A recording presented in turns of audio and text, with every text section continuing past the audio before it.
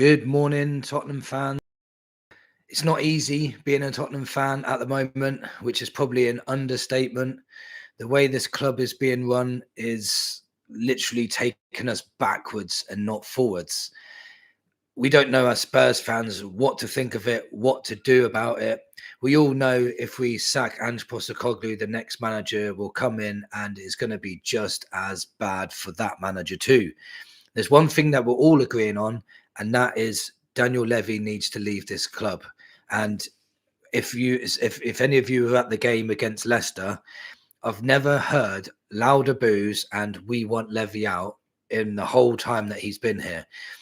It's getting to a point now where we've had enough of his constant lies to us, his constant not backing the managers, constant dragging this club backwards, no ambition from him. So now we're all united in saying that we want him gone. But will he listen to the fans? Because all we want is for him to show ambition, for him to sign top world-class players, for him to put his hand in his pocket and say, I care about this football club going forward. I want to back this manager and I want us to succeed. I want us to win a trophy. We are still in 3 cup competitions. If we can get this together, we could still have a good cup run in Europa League still. We could have a good FA Cup run. The Liverpool game is going to be very, very difficult, but we need to sign players before that game comes around. That game is coming around very, very soon. So Levy needs to get his hands in his pockets. But will he? I don't think he will. And most people don't think he will now. This is the most pressure he's ever had from the Tottenham fans to actually provide something for this club to show that he actually cares. So will he listen though? That's the thing. Will Daniel Levy listen to us? Now, I've heard rumours in the last couple of days since he got booed out of the stadium that we were willing to pay for Nico Williams' release clause. Nico Williams, one of the best wingers in world football at the moment. There's rumours, media talk, that Spurs want to sign Nico Williams. For me, I think that's just media talk. There is no chance in hell that we will pay his wages for a start. Levy won't pay his wages and he won't want to come to Spurs. He is wanted by all the top clubs around Europe. Why the hell would he come to Spurs? 15th place Tottenham, who will probably not be in the Champions League next season unless they win the Europa League. So stories like that really frustrate me because it sounds like the club are trying to put out a PR statement to make it look like they're trying to sign these top quality players. And we all know we won't sign Nico Williams. When was the last time we signed one of the top players in the world? When? I can't remember when. Oh, actually, I'll tell you when the last time I remember was when, I think it was in the 90s. Spurs were banned from the FA Cup. They had a points deduction in the league at the time, and Alan Sugar was the chairman. Now, Alan Sugar has a lot of faults, but what he wanted to do was he knew the fans were depressed about the situation. So he said the fans really need something to, cheer them up, to show that he wants this club to do well. He went out and signed Jurgen Klinsmann, one of the best strikers in the world at the time. Can you imagine Daniel Levy even thinking like that? He can see how frustrated and angry we are. And he won't be sitting there going, well, I need to please them. I need to make them happy. I need to give them what they want. He won't be thinking like that. He'll be thinking, where can I find the most bargain basement player I can find and make him and do a PR stunt to make him look better than he is? Because that seems to me like is what will happen. So the Nico Williams thing, I don't believe will happen in a million years. But my next question to this is, if Levy signed, hypothetically, a Nico Williams, then he signed a decent centre midfielder and a really good left back in this window, would that, for you, say Levy does care about the club and he does want us to succeed and he's backing his manager? Because most importantly, backing Ange. because it would take a hell of a lot in this window for me to believe he actually cares about this club.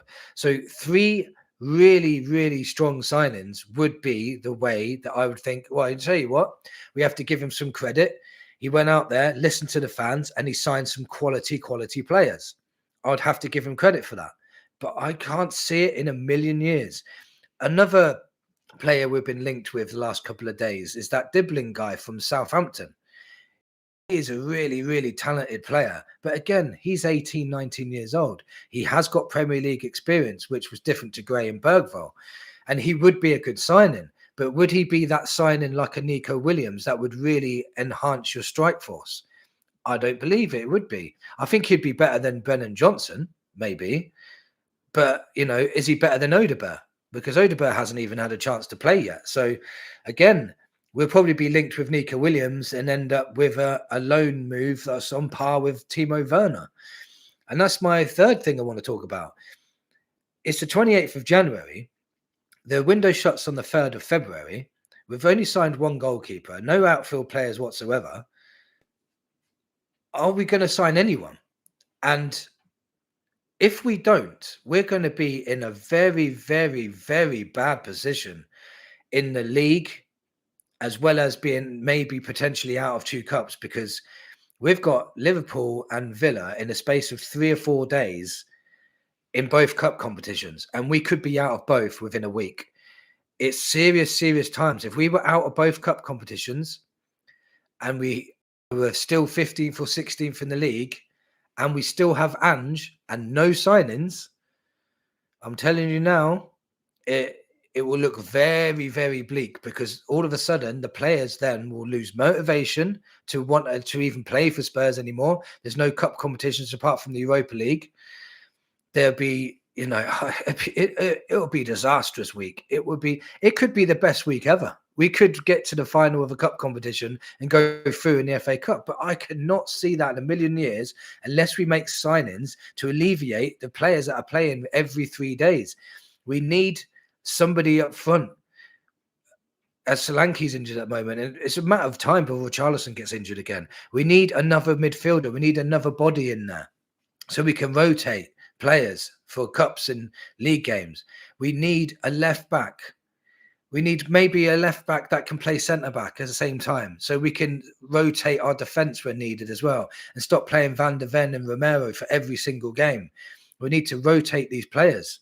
You know, we need 3 players at least, minimum, and we've signed none at the moment apart from a goalkeeper. We haven't signed any outfield players.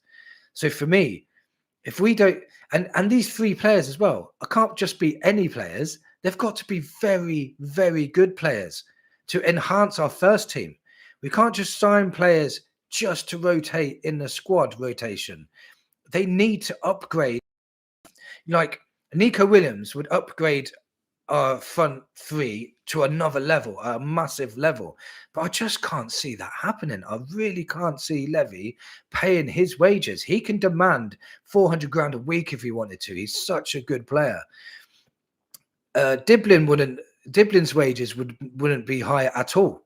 You know, he would be more, it'd be somebody that's more realistic to get in, but would he elevate our strike force as much as we need him to? I don't think so. You know, he, like I said, he'd probably be better than Johnson, but not. Yes, it's very, very difficult. But at the end of the day, is Levy going to listen to the fans? He hasn't listened to them for 24 years, so I seriously doubt that he will listen to us now.